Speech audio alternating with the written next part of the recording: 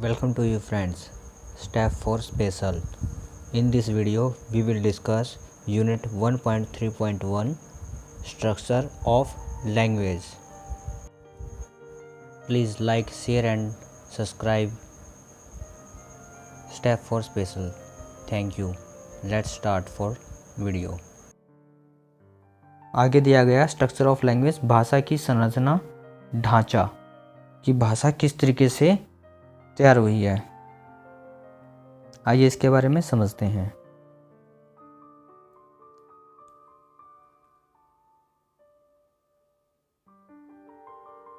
एक सामान्य बच्चा जब से पैदा होता है कुछ न कुछ ध्वनियों का उच्चारण करने लगता है।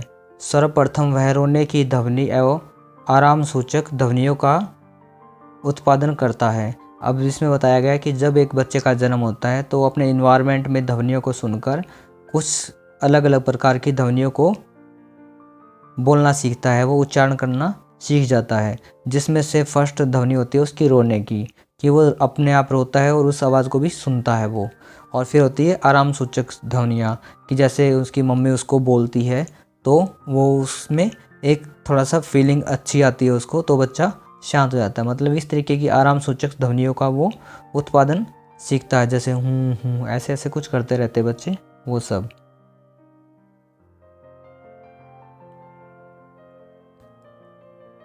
आगे दिया गया है धीरे धीरे वह ध्वनि किसी विशेष शब्द को उच्चारित करने में मददगार होती है। अब जैसे जैसे बच्चा उस ध्वनि को गुनगुनाता रहता है, रिपीट करता रहता है, उसके ऊपर अच्छे से होल्ड कर लेता है, तो वही ध्वनि किसी न किसी शब्द के रूप में प्रमोट हो जाती है। जैसे बच्चे स्टार्टिंग में बाबा करते हैं तो जो उसका बाबा होता है वो बाबा के वर्ड के रूप में कन्वर्ट हो जाता है। वो हम उसी को बुलवाना स्टार्ट कर देते हैं और उसी को समझते हैं। कोई भाषा जब हम जानते हैं तो उसके बारे में क्या जानते हैं, इसके विश्लेषण करने के बाद हम भाषा की संरचना का पता चलता है। तो इसके बारे में जब हम अध्ययन करते हैं तो ही हमें उस भाषा की संरचना, उसकी बनावट के बारे में पता चलता है। भाषा की संरचना सत्रों से नहीं बल्कि कॉन्सोनेंट्स से बना है। जब हम पढ़ते हैं या लिखते हैं तो भाषा की संरचना होती है। जो हम पढ़ाई में यूज़ करते हैं और लिखते हैं उसको भाषा की संरचना के रूप में मानते हैं। जो कॉन्सोनेंट्स होते हैं वो सभी हमें भाषा को पढ़ने, समझने और लिखने में सहायता करते हैं।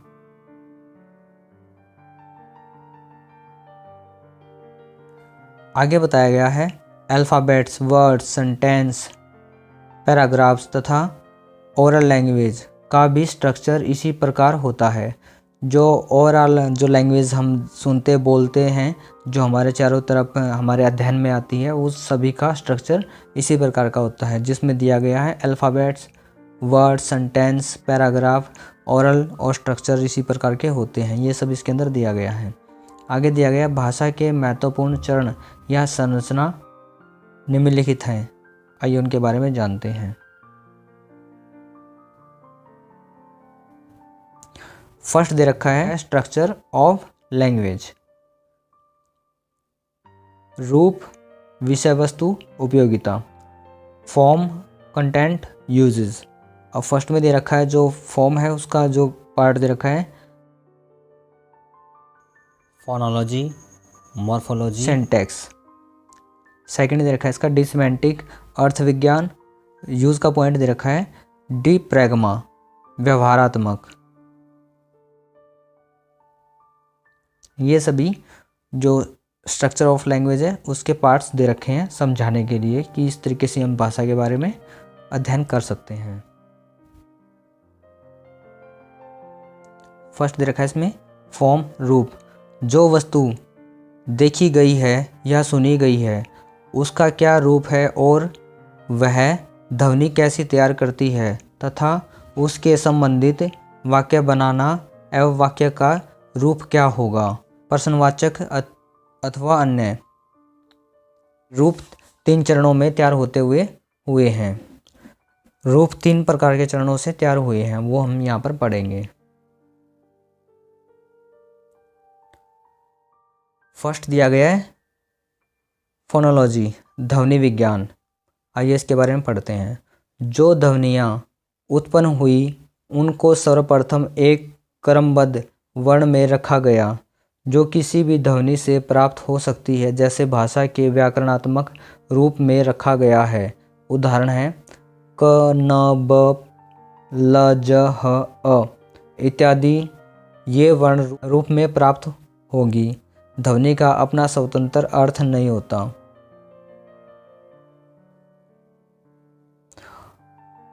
अब जो ये वर्ण दिए गए हैं, ये रूप दिए गए हैं, इनका ध्वनि की अपनी स्वतंत्रता का कोई अर्थ नहीं होता। इनका मतलब अगर क बोलेंगे, न बोलेंगे, ब बोलेंगे तो इनका अपने आप में कोई वर्ड का मतलब नहीं होता, इनका कुछ भी अर्थ नहीं निकलता। आगे दिया गया है मॉर्फोलॉजी, रूप प्रक्रम। जब किसी भी ध्वनि को कोई वर्ण रूप मिल जाता है तब उसे एक शब्द रूप प्रदान किया जाता है। शब्द रूप भाषा के ज्ञान के अनुसार रखा जाता है। अब इसमें बताया गया कि जब कोई भी वर्ण किसी रूप से मिल जाता है तो उसका कोई शब्द रूप प्रदान होता है और उस शब्द रूप को ही उस भाषा के अंदर, और जो उसका शब्द रूप होता है वो भाषा के ज्ञान के अनुसार रखा जाता है। जैसे पानी है, पानी को इंग्लिश में वाटर बोलते हैं, वो सब ऐसे ऐसे इनका नाम तैयार किए जाते हैं। अब उदाहरण दिया गया है यहाँ पर न प्लस ल, नल, कमल, कमल, ये सभी वर्ड हम पढ़ रहे हैं। हवा इत्यादि वर्णों को मिलाकर एक शब्द रूप तैयार किया जाता है। ठीक है, इन सभी अब यहाँ पर हमने देखा है कि दो वर्णों के योग से शब्दों का निर्माण हुआ है। रूप के दो प्रकार हैं यहाँ पर, मुक्त और बंद से तैयार करना। अब आगे दिया गया इसमें सिंटैक्स, वाक्य संरचना। रूप प्रक्रम से प्राप्त शब्दों को व्याकरणात्मक ढंग से रचना करना व भाषाई रूप से तैयार करना, इससे वाक्य संरचना शुद्ध व स्पष्ट तैयार हो सके। अब इसमें बताया गया है, आगे उदाहरण देकर इसको समझाया गया है। कमल एक फूल है। अब यहाँ पर बताया गया है जो कि शब्दों के मेल से जो एक वाक्य बना है वो क्या है, कमल एक फूल है। यहाँ पर पता लग रहा है जो कमल होता है वो एक फूल का नाम है। अब यहाँ पर पता लग रहा है कि राम घर जाता है, कि राम कोई लड़का है और वो घर गया है। गुलाब एक फूल है। अब यहाँ पर गुलाब एक फूल है, यहाँ पर गुलाब के बारे में पता लग रहा है कि गुलाब है क्या। जैसे इसमें दिया गया है इसकी जगह पर घर राम जाता है। इसमें वाक्य संरचना तो हो जाता है लेकिन अशुद्ध अर्थात व्याकरणात्मक कर्ता कर्म क्रिया सही प्रयोग नहीं हुआ। इसकी वजह से जो हम वाक्य है उसको सही से नहीं समझ सकते, उसका अर्थ नहीं निकाल सकते। नेक्स्ट दिया गया, आगे सेकंड पॉइंट दिया गया है कंटेंट, विषय वस्तु। जब भाषा को कोई रूप मिल जाता है तो इसके पश्चात वार्तालाप के लिए किसी विशेष प्रकरण या मुद्दे का होना अति आवश्यक है, जिससे प्रकरण से संबंधित वार्तालाप एवं लेखन होता है। ये यहाँ पर बताया गया है कि कंटेंट जो तैयार होता है वो किस प्रकार से हुआ है, और उसको कोई वार्तालाप के लिए या फिर डिस्कस के लिए कोई टॉपिक मिल जाता है तो उसका अच्छे से वार्तालाप या लेखन में उसका उपयोग हो जाता है, उससे ही कंटेंट तैयार होता है। नेक्स्ट दिया गया है सिमेंटिक, अर्थ विज्ञान। इसके अंतर्गत हम भाषा को ही नहीं समझते कि क्या कहा गया है, क्योंकि वाक्यों का प्रयोग होता है नियमबद्ध ढंग से, लेकिन एक शब्द का अनेक अर्थ होने के कारण वह गलत हो सकता है। यही सब भाषा का रूप दिया गया है। इसलिए इसके अनुसार वाक्यों में भाषाओं के अनुकूल प्रयोग करते हैं, फिर भी गलतफहमियां रह जाती हैं। उदाहरण हरि, ईश्वर, जल, सर्प, मेंढक, कणक, धतूरा, सोना, बैंक, बैंक, किनारा इत्यादि। यहाँ पर बताया गया है कि जो ईश्वर है, ईश्वर के जो समानार्थी शब्द हैं उनके बारे में कनक को एक धतूरा भी है और सोना भी है, ये है। और बैंक, जो करेंसी वाला बैंक है उसको भी कहते हैं, और एक नदी का जो किनारा है उसको भी बैंक कहते हैं।